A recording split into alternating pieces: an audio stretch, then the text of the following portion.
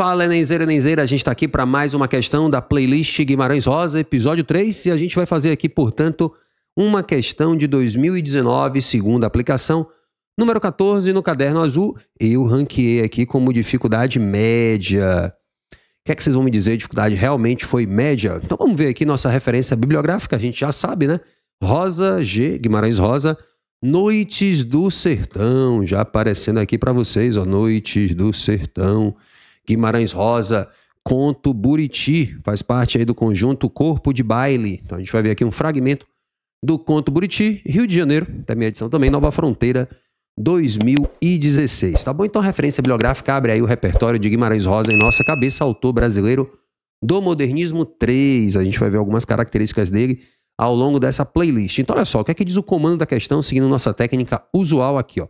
Na obra de Guimarães Rosa, então, no conjunto da obra de Guimarães Rosa, destaca seu aspecto afetivo no contorno da paisagem dos sertões mineiros. Então, uma coisa interessante, porque a gente vai ver esse aspecto afetivo na paisagem dos sertões mineiros, até porque o conto Buriti é narrado numa perspectiva infantil, né, do Miguel. Mais tarde a gente vai ver até em outro conto o Miguelim, né, o apelido dele. Então a gente tem aí uma perspectiva infantil de ver a paisagem, coisa até que o Enem já cobrou em questões anteriores, tá? Vou deixar até aqui um episódio em que isso aparece em outro Enem, tá bom? Então, nesse fragmento, depois de falar isso, olha, deu uma dica. Existe uma questão afetiva na paisagem. Nesse fragmento, o narrador empresta à cena uma expressividade apoiada em quê? Então, no fragmento existe, segundo o comando da questão, uma expressividade que se baseia em um recurso expressivo, em alguma técnica que foi usada para que isso, né, cresça perante o leitor. Essa técnica, né, consiste em quê? Ó, dando uma olhada rápida nas alternativas, eu posso dizer que na plasticidade de cores, que é plasticidade, professor? Plasticidade já caiu em outras questões do Enem, inclusive em uma das mais difíceis da história, também aparecendo aqui em cima. Plasticidade é quando a gente tem uma cena muito visual, muito pautada no visual. A gente consegue ver, a gente consegue, né, delinear uma descrição muito imagética. Então isso é a plasticidade de cores, tudo a ver, nessa plasticidade pode explorar as cores e sons dos nativos. Então a gente ouve o som. Isso é bem Guimarães Rosa. Uma vez eu conto para vocês que eu li o Grande Sertão Veredas e eu ia colocando aqui no YouTube os passarinhos que ele citava, eu ouvindo canto, né? Essa coisa toda, a gente vê essa questão dos sons, né? Até colocar para vocês verem aqui, por exemplo, antes de prosseguir na questão, um fragmento do Noites do Sertão, do conto que a gente está lendo, que é o conto Buriti. Então a gente vê aqui, por exemplo, ó, nesse trecho, a gente vê aqui cró, cró, cró, né? A gente tem aqui essa onomatopeia. A gente vê também, deixa eu ver se está aparecendo aí para vocês mais alguma coisinha, quá, quá, né? Então, a gente consegue ver alguns elementos que contribuem para essa construção de uma plasticidade sonora, a gente pode falar assim. Então, não é de todo, né, errado o item A, não. Existe isso em Guimarães Rosa e existe claramente aí no conto Buriti, que é o conto que serve para essa questão. Mas no fragmento pode ser que não tenha, tá bom? Dinâmica do ataque e da fuga. Então, existe uma narrativa entrecortada, rápida, para mostrar esse ataque e a consequente fuga na luta pela sobrevivência. Também pode haver isso, né? Frases curtas, aquela coisa muito rapidinha, né? Como no cinema, os cortes muito rápidos para dar ideia de dinâmica. Pode ser. Religiosidade na contemplação do sertanejo e seus costumes. A visão religiosa, acho a menos expressiva, né? Não acho que é uma técnica a religiosidade, percebeu? O procedimento, a expressividade está muito associada a um procedimento, alguma coisa, alguma técnica que foi feita. E a religiosidade não. Então acho que é a mais estranha. Vou desmarcar aqui para não induzir, né? A gente não sabe ainda se é ela. Correspondência entre práticas e tradições e a hostilidade do campo. Uma questão preconceituosa, o campo é hostil. Também já acho, mesmo que Guimarães Rosa tenha um campo mais violento, o campo da jagunçagem, acho uma questão perigosa de marcar, também não ia nela. Então, para mim, C e D não são alternativas interessantes sem ler o texto, não trazem procedimentos estéticos tipicamente.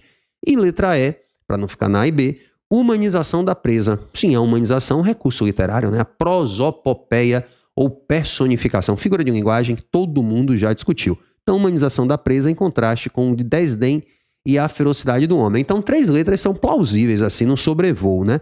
Letras A, B e E nessa questão sobre Guimarães Rosa. Então, vamos ver aí o que é que fala o texto, porque ele, o fragmento, é quem vai determinar, portanto, isso. O mato do mutum é um enorme mundo preto. Lembrando que mutum é uma ave, né? E a gente vai ver que nesse fragmento aparecem algumas palavras com a grafia que vai de encontro, vai chocar, né? Vai de encontro, choca com a gramática tradicional. Já grifei aí também tatu, que está com acento, e obviamente a palavra não tem. Assim como mutum também não tem acento, tá? Então vão aparecer algumas palavras aí fora da norma culta gramatical. A editora achou por bem manter essa grafia do Guimarães Rosa de época, tá? Então, uma grafia, pessoas aqui, eu não acho que essa grafia tem a ver com o regionalismo. Poderia haver uma correção para a ortografia atual, mas enfim, acho que não prejudicaria em nada a leitura do fragmento, mas a editora preferiu assim, então a gente respeita, obviamente, né? Lembrando que essa é uma editora das várias que já publicaram o Guimarães Rosa, tá? Nova Fronteira. Inclusive, atualmente ele nem é da Nova Fronteira, ele tá pela editora Global. Mas enfim, o mato do mutum, esse pássaro escuro, é um enorme mundo preto. Ó, a semelhança aí, a assimilação do mutum à paisagem. O mato do mutum é um enorme mundo preto que nasce dos buracões e sobe a serra. Então você tem lá um lugar mais profundo e aí esse mato do mutum vai subindo a serra. O guará-lobo trota vago no campo. Então parece que o guará-lobo tá saltitante ali, já tem a letra E bonitinha aí aparecendo um pedacinho. O guará-lobo trota vago no campo. As pessoas mais velhas são inimigas dos meninos. Ó o ponto de vista que eu falei para vocês da criança. As pessoas mais velhas são inimigas das crianças, dos meninos. Soltam e estumam, instigam, né, os cachorros para ir matar os bichinhos assustados. Ó o bichinho aqui, ó o diminutivo, que aí tá traduzindo esse ponto de vista da primeira pessoa infantil. Então as pessoas mais velhas são inimigas das crianças, dos meninos, porque soltam e instigam os cachorros para ir matar os bichinhos assustados. O tatu que se agarra no chão, dando guinchos suplicantes. Ó a personificação do tatu se agarrando no chão e dando guinchos. Os macacos que fazem artes. O coelho que mesmo até quando dorme, todo o tempo, sonha que está sendo perseguido. Então esse trecho aqui já está bem marcante. A letra E. Até agora eu não vi a tal da plasticidade das cores, né? Do som a gente tem aqui um guincho, né? Ele fala que o tatu dá uns guinchos. Tá, poderia até ser, mas não foi tão expressivo assim. Se ele colocasse os guinchos aí na onomatopeia, como a gente viu no outro fragmento, a onomatopeia escrita, ou então ele fizesse algum recurso estético, como aliterações, aí o negócio ficava mais delineado para essa plasticidade de sons. Não estou vendo cor nenhuma por enquanto. Não é só o mato do mutum sendo enorme mundo preto. Mas não tem essas cores tanto assim variando. Então até agora, nessa balança está mais letra E. Os macacos que fazem arte, o coelho que até mesmo quando dorme todo o tempo, sonha que está sendo perseguido.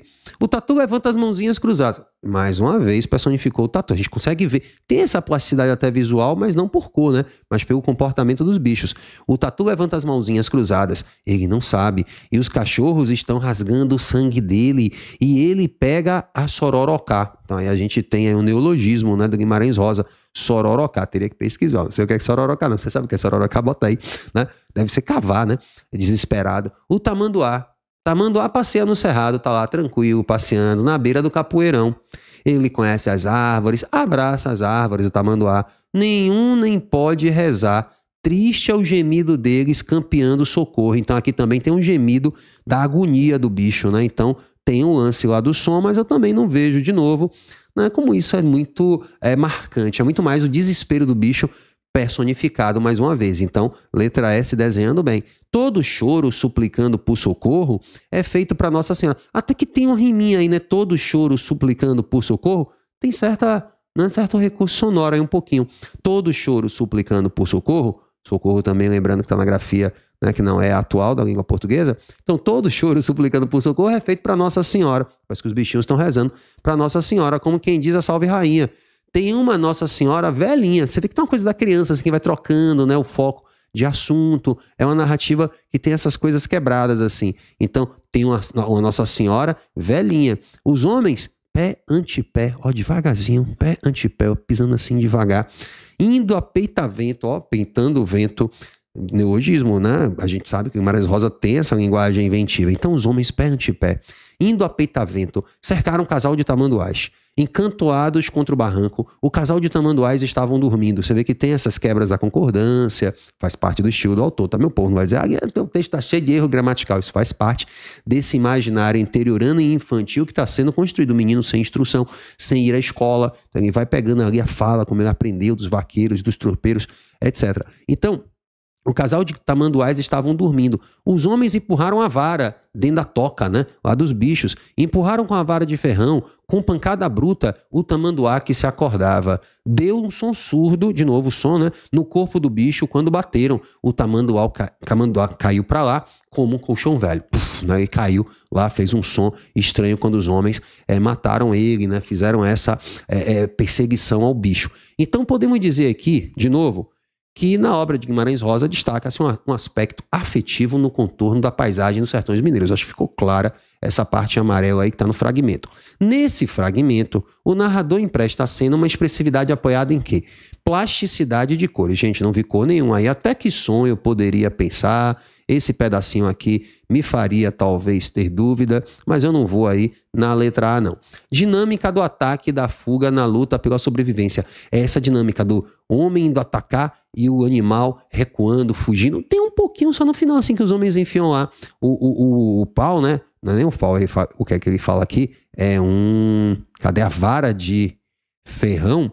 Mas não aparece a perseguição, então não diria que tem essa fuga aqui, claramente, sendo elemento que dá uma dinâmica ao texto. A gente vê esse texto cheio, né, como eu falei, de frases quebradas, tendo essa ideia de dinâmica. Não vou, portanto, aí na letra B também não. Religiosidade nada a ver, né? Religiosidade, desculpe se alguém marcou, mas não tem religiosidade hora nenhuma. Então, ele não está contemplando os costumes aí de maneira religiosa, não vou nela.